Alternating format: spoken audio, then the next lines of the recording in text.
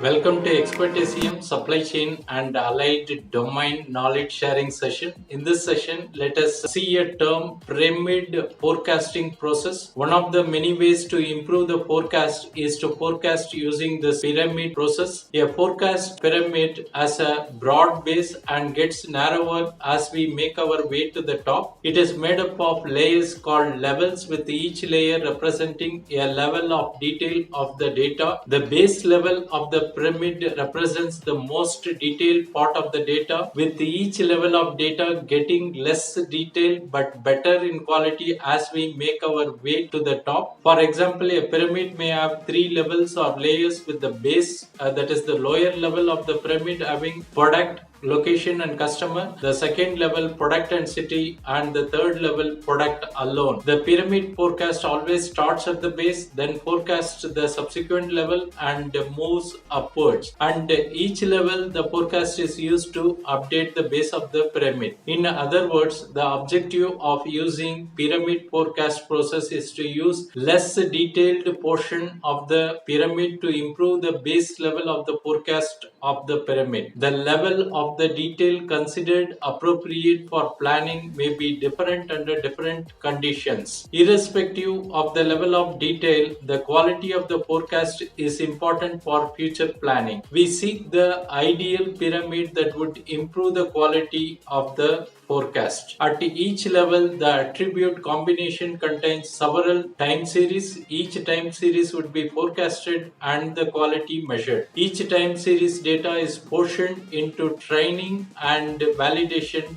data. The training data would be used to train the model, and validation data would be used to measure the quality of the forecast. So the quality of the forecast and disaggregation would be based on validation portion of the data. Thanks for watching. Bye.